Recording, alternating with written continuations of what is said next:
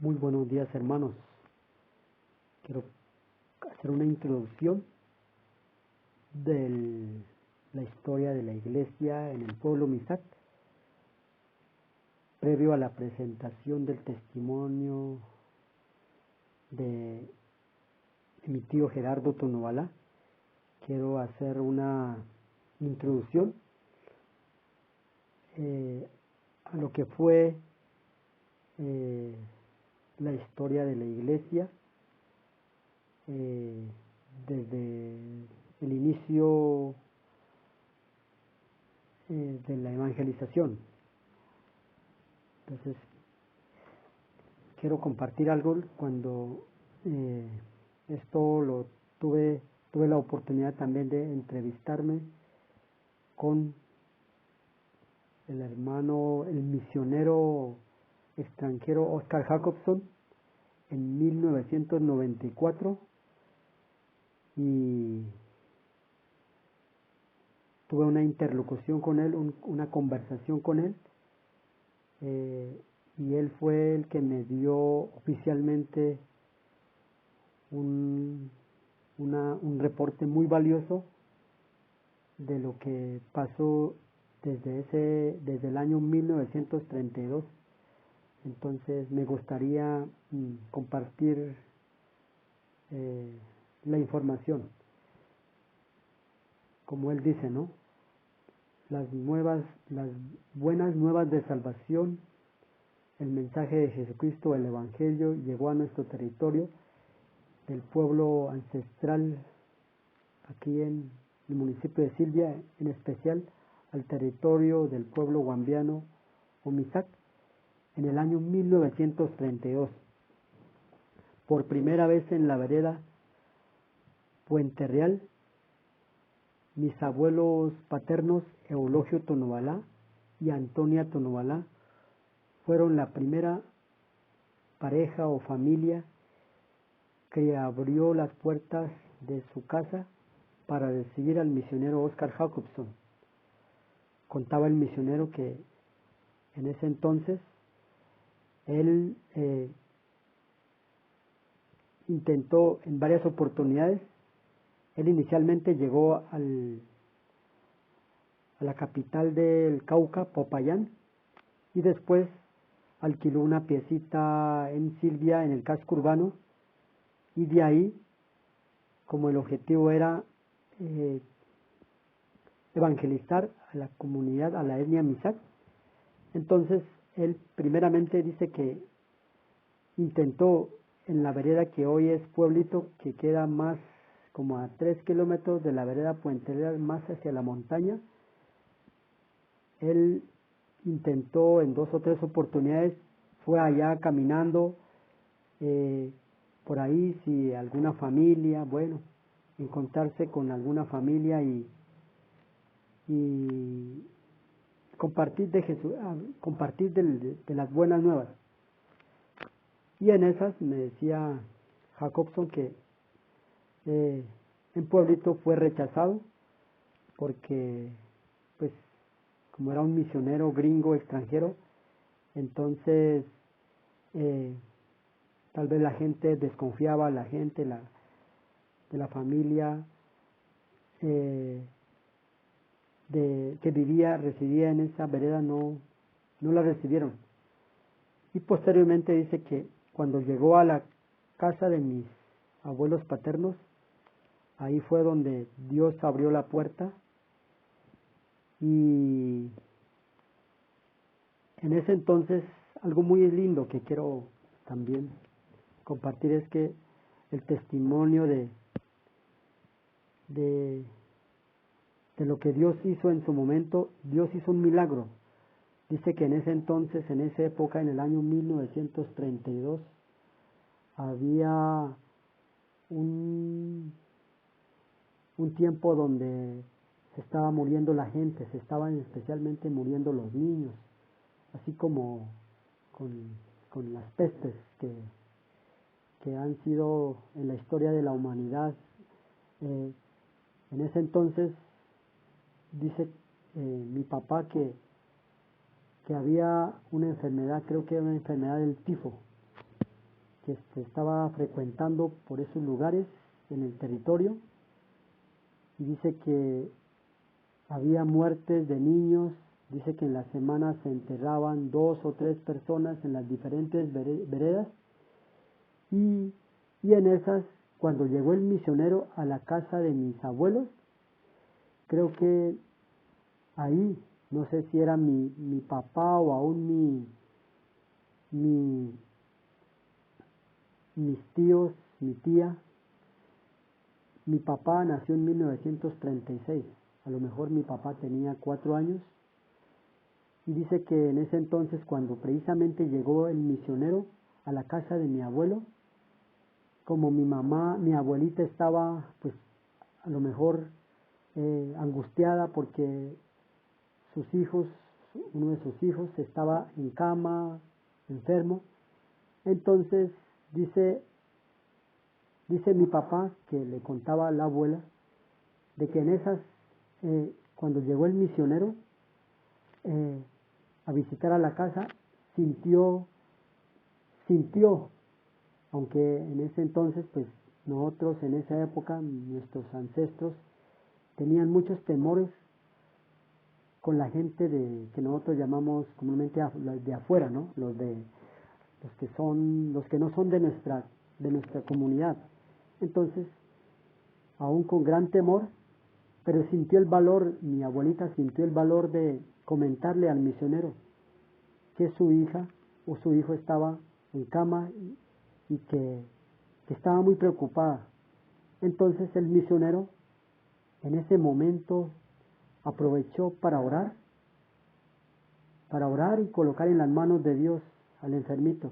Y dice ahí que fue un milagro que Dios hizo, que de un momento a otro el niño se recuperó, se alivió, y fue una alegría muy especial, dice mi papá, contaba la abuela, muy especial, y el niño se recuperó, se sanó.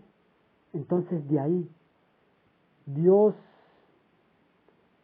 hizo lo que tenía que hacer a través de este misionero, y el misionero también contento de haber orado y de que la respuesta de Dios había hecho evidente. Bueno, el misionero oró y se fue, creo que a lo mejor se fue para Silvia. Se fue para Silvia, y después dice que el misionero volvió nuevamente a visitar en la casita donde vivía mi abuela, y dice que contaba el misionero que llegó a tocar la puerta, y mi abuelita estaba feliz, contenta, y abrió las puertas, y él también, el misionero, le preguntó cómo está el niño, y la abuela le contestaba: el niño se sanó, está bien. Y eso le agregó mucho al misionero, y así. Entonces el misionero aprovechó para compartir del Señor, orar, y así el misionero dice que hacía escondidas, porque cuando supieron que el misionero ya estaba visitando una familia en la vereda Puente Real, ya la gente de otras veredas sospecharon que habían recibido a este misionero, a este protestante, a este hereje, como le llamaban desde ese entonces. Entonces la gente estaba pendiente, y en esas, cuando el misionero ya sintió la necesidad de seguir reuniendo con mi abuela, con mi abuelo, de una forma muy privada, y fue poco a poco ganando la confianza. Me decía que posteriormente mi abuela, mi abuelo, como también mis abuelos tenían, digamos, la familia, sus hermanas, sus hermanos que vivían también por ahí cerca en la vereda. Entonces, en las siguientes reuniones los invitó a, por ejemplo, a los ancestros, Manuel Tunubalá, Perocho Tunubalá, Juan Tunubalá. Invitó a sus hermanos, mi abuelo paterno, mi abuela paterna invitó a sus hermanos que vivían en la vereda, para que acompañaran al culto. Y mi abuela dio testimonio de lo que Dios había hecho con el niño enfermito. Entonces, la gente, los familiares, estaban sorprendidos y querían escuchar de la palabra del misionero, querían escuchar también el mensaje de Jesucristo. Y ahí fue donde en poco tiempo, a una escondidas, empezaron a reunirse, empezaron a buscar de Dios, empezaron a como un anhelo especial de recibir el mensaje, de saber que Dios estaba haciendo algo, era una noticia muy especial porque estaban, digamos, viviendo una situación de enfermedades, de peste. Entonces, cuando Dios había hecho el milagro, entonces la gente empezó a reunirse, aún clandestinamente. Dice que en ese momento, cuando la comunidad se dio cuenta de que los de la vereda, o en especial mi abuelo, habían recibido al misionero, empezaron a ver señalamientos, a hacer planes contra la familia. Bueno, en toda esta situación, pues empezó a germinar la palabra de Dios. Y así el Evangelio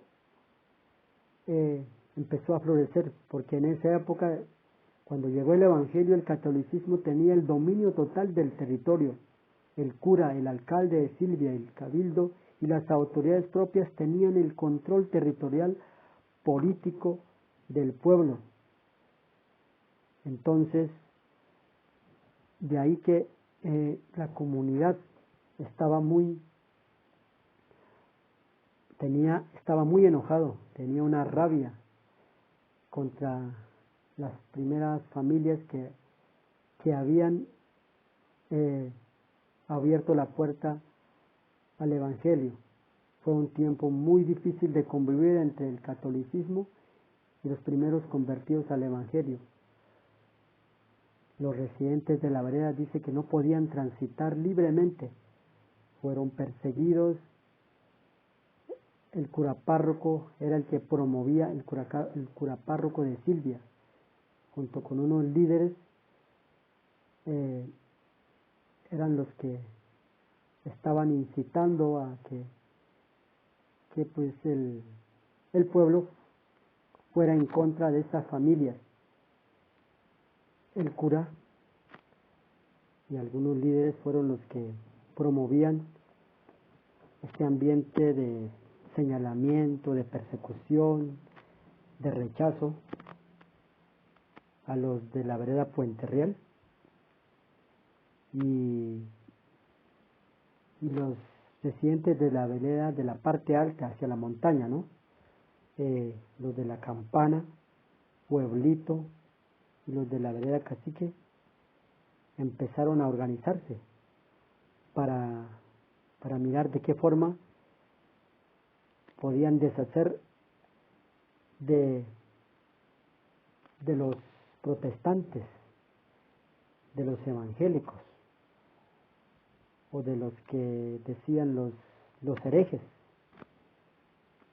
Había, digamos, una forma de señalamiento, y aún decían que nosotros, decía mi papá, ¿no?, que éramos llamados también los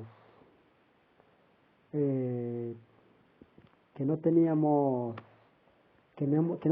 derecho a seguir viviendo en la vereda, porque por causa del Evangelio, el tiempo casi reinó por más de 40 años, reinó este ambiente. Aún en un libro que he estado leyendo en estos días que se llama La gente de Guambía, ahí había un antropólogo, hace una apreciación muy particular eh, de él, ¿no? El antropólogo Ronald Schwarzschild dice que los de la vereda Puente Real, dice aquí,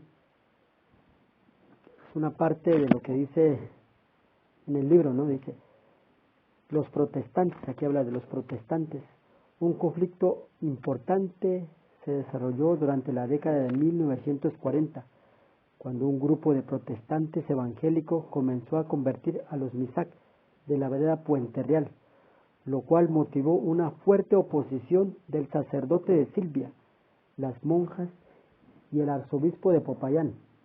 La violencia física hizo erupción en varias ocasiones y el acoso a los protestantes continuó en la década de los 1960 y en los últimos años del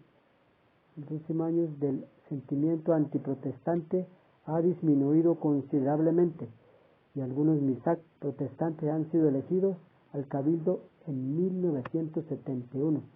Había entre 300 y 400 que se consideraban evangélicos y operaban una escuela y una pequeña iglesia en la mencionada vereda.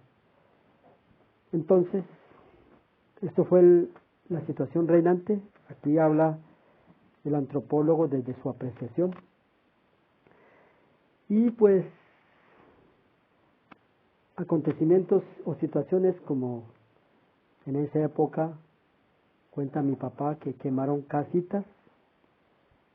En ese entonces eran casitas de paja, casitas de bareque o casitas de adobe. Dañaron cultivos de papa, cebolla. Decía mi papá que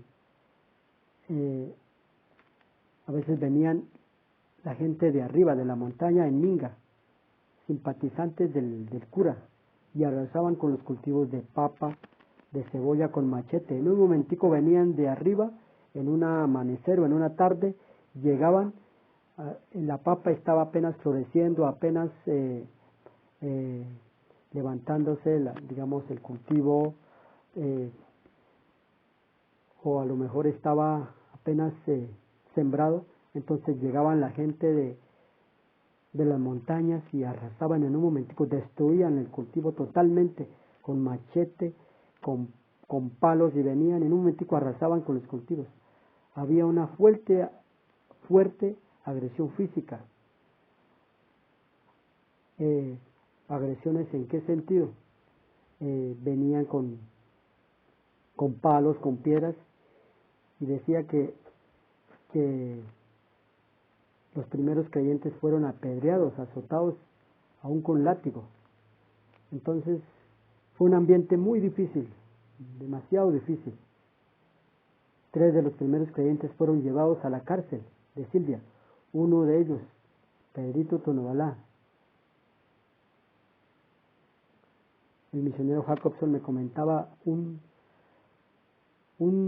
acontecimiento muy especial de Pedrito Tonobalá, que ellos fueron llevados a la cárcel en Silvia, al casco urbano, y en ese entonces, pues, Pedrito y 3 personas fueron llevados a la cárcel, y la gente, los líderes que eran reacios al Evangelio, fueron allá también en la cárcel, allá para acusar de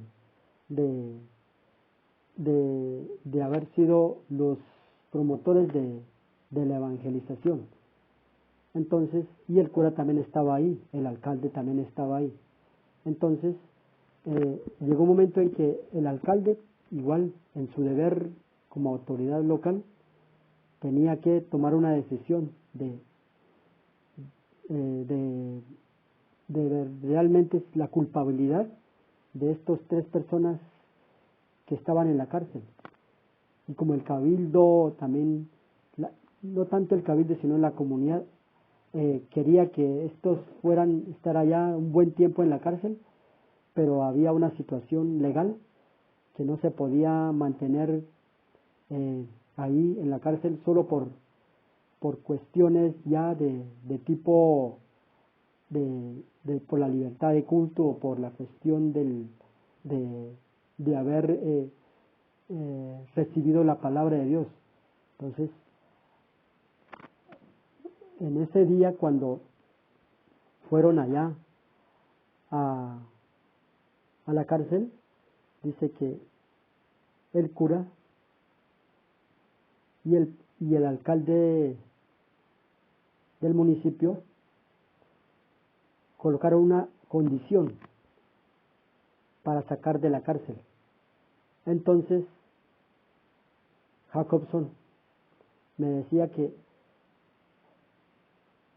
Pedrito Tonubalá, después de haber estado en la cárcel, junto con sus 3,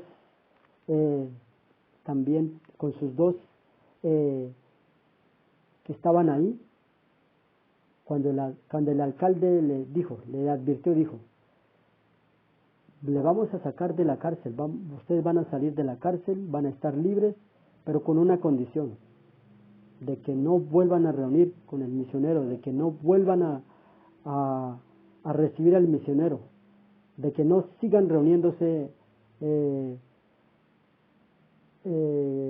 hablando de Dios, hablando de Jesucristo, que prácticamente le prohibieron hablar de Jesucristo en la comunidad, en la vereda, en el territorio, de que no sigan propagando más el Evangelio, con una condición.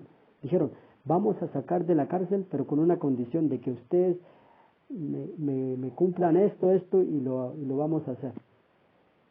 Y una de las respuestas más especiales que hasta ahora siempre me ha llamado la atención es eso, Pedrito Tonubalá dijo sin miedo, ¿no? Sin ningún temor y con una convicción, con una fortaleza espiritual, dijo, yo fui un borracho, yo maltrataba a mi esposa, yo era un vicioso, yo era una persona que vivía una vida desordenada, yo era, sí, una persona que no tenía, que mi vida estaba totalmente desorientada, vivía mal. Pero cuando recibí el mensaje de Jesucristo, cuando recibí el Evangelio, yo sentí la paz, yo sentí la sanidad y yo sentí el cambio. Y ahora estoy con mi esposa, estoy con mis hijos, dejé el vicio, dejé mi vida desordenada y es una vida muy diferente a lo que vivía antes. Por tanto, yo no voy a renunciar al Evangelio, yo voy a seguir compartiendo a mi familia, voy a seguir compartiendo a mis hijos y no voy a renunciar. Eso fue un mensaje contundente, una palabra contundente que dice que dejó boquiabierto a los presentes en ese momento ahí en la cárcel. Y dice que el alcalde no tuvo más argumentos, no tuvo más, digamos, simplemente el alcalde pues como era la autoridad que tenía que cumplir el deber de tomar el juicio, tomar la decisión. Ellos no vieron otra opción que sacar de la cárcel y liberarlo. Entonces, eso es lo que Dios hizo con el Evangelio, de traer cambios, de traer transformación. Y así, entonces, fueron momentos, como le digo, muy difíciles, pero a la vez Dios también levantó personas, levantó familias, levantó en los primeros cristianos una respuesta sobrenatural en ellos de las verdades de Jesucristo. Y así dice que aún con más determinación empezaron a reunirse entre la familia. Dice que no era fácil reunirse en otras veredas, no era fácil de ir a otras veredas porque era un ambiente de rechazo donde fue siempre como una amenaza de apedrearlo. Dice que mi papá decía que en esa época era tan difícil por lo general los que iban a mercar en Silvia, nosotros de la vereda Puente Real a Silvia hay más o menos 6 o 7 kilómetros. Entonces en esa época, como no había carretera, solamente camino de herradura, camino a caballo, entonces por lo general la mujer era el que iba a recomprar la remesa, iba a los quehaceres, digamos, a comprar la remesita. Y el hombre de la vereda Puente Real, por ejemplo, mi papá, no podía salir. ¿Por qué? Porque como en esa época también era un tiempo donde prácticamente el vicio de la borrachera era el día a día, era que si se emborrachaba, digamos, como era camino de herradura, entonces por lo general la gente en esa época siempre andaban a caballo. Entonces si veía a uno de Puente Real, a un hombre de Puente Real por ahí, le daban látigo, le digamos, empezaban a gritar evangélico, protestante, evangélico, o decían también otra palabra muy siempre que era de momento que como nosotros no creemos en la Virgen María, entonces decían personas sin madre, personas que no tienen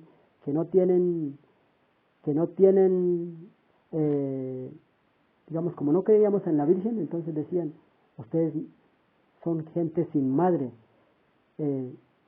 solamente, o sea, era concepto, una forma, una palabra despectiva que lo utilizaban. Entonces, y así, poco a poco fueron avanzando, no importaba.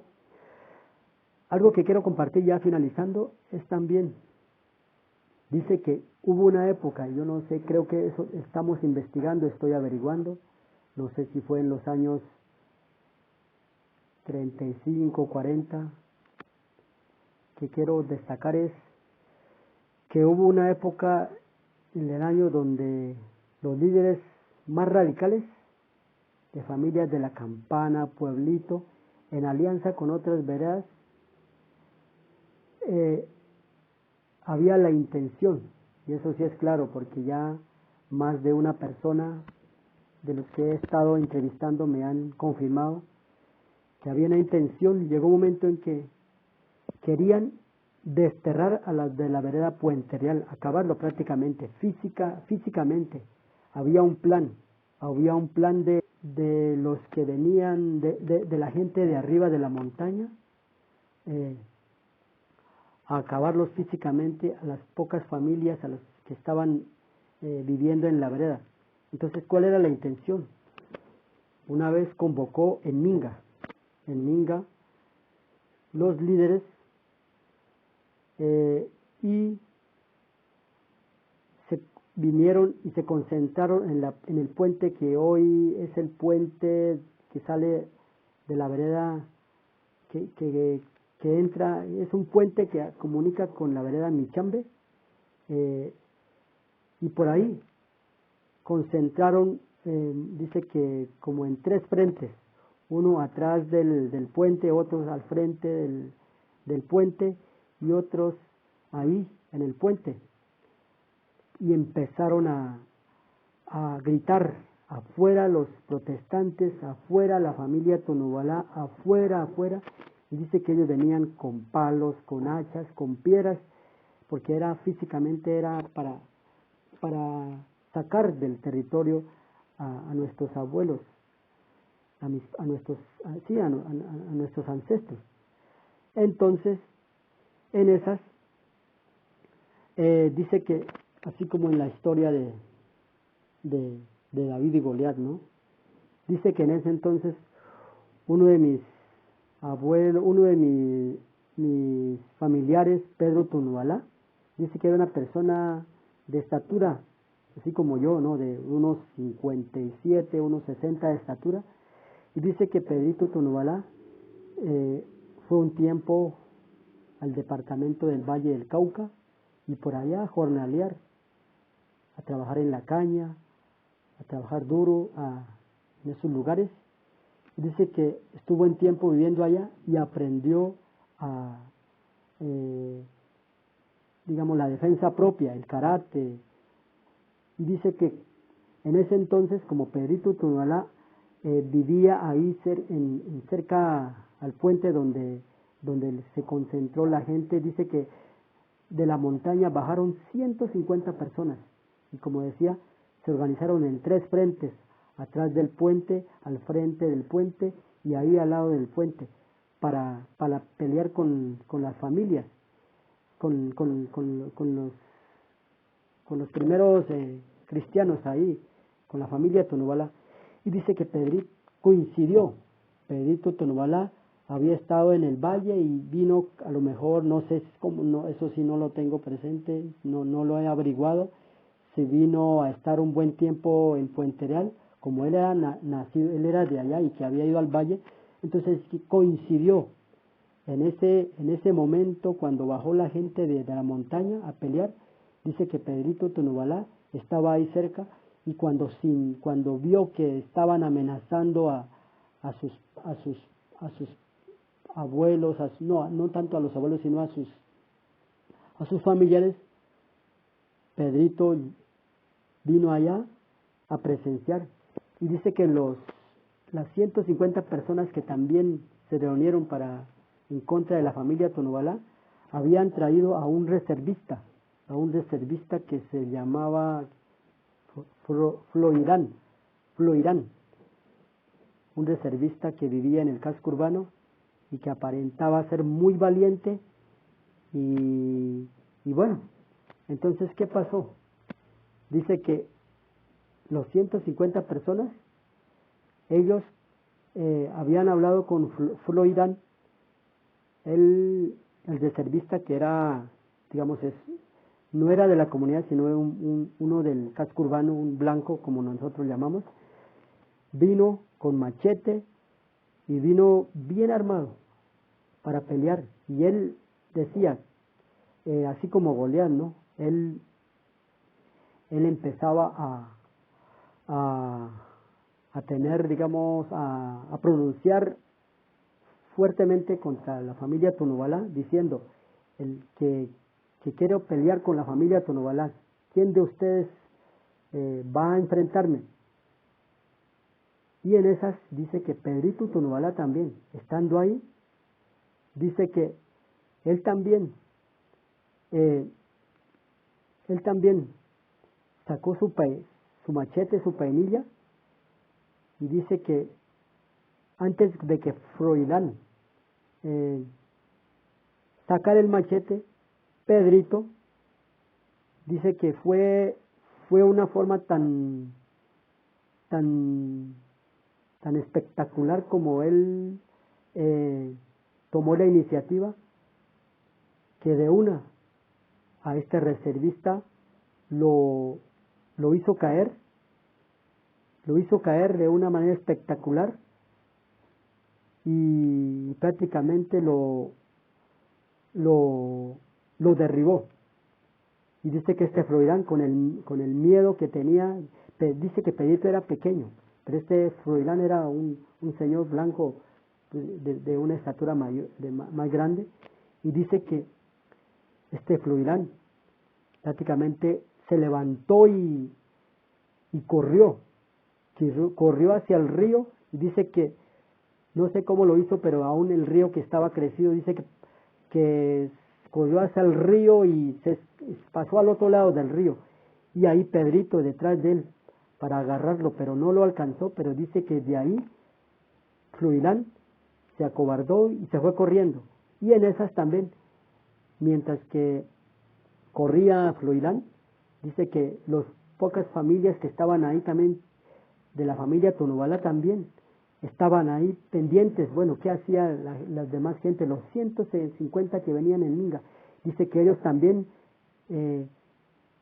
digamos, ellos estaban sorprendidos de lo que hizo Pedrito y estaban asustados. Y Pedrito fue en contra de esos 3 frentes que estaban ahí y todo el mundo, y salieron corriendo. Dice que Dios ahí utilizó a Pedrito para ganar la batalla, y eso permitió que pues cesara un poco esta situación de, de hostilidades, de persecución, de señalamiento.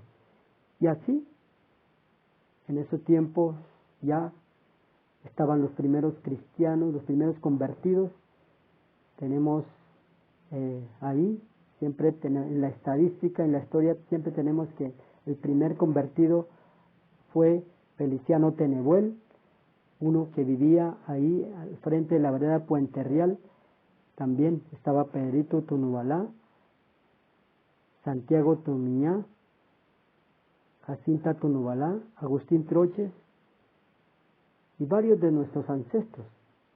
Pase lo que pase, cueste lo que cueste, hicieron florecer el Evangelio hasta los años, hasta que ya poco a poco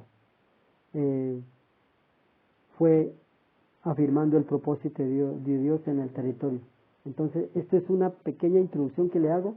Hay muchas cosas muy bellas que podemos contar, cómo sucedió, cómo fueron las situaciones, cómo fue lo que Dios empezó, la primera escuelita en Puente Real, cómo fue la cuestión de la edificación de la iglesia o congregación, algo que me llamó la atención también, dentro de esos eventos de persecución, de señalamiento y de violencia física, también dice que quemaron vivo a uno de nuestros, a uno de los niños que nació en Puente Real. Dice que fue una situación muy triste, algo también que más adelante esperamos escribir en el libro, es como fueron también los cristianos, mi abuelo paterno, que después murió, mi hermano mayor y un tío fueron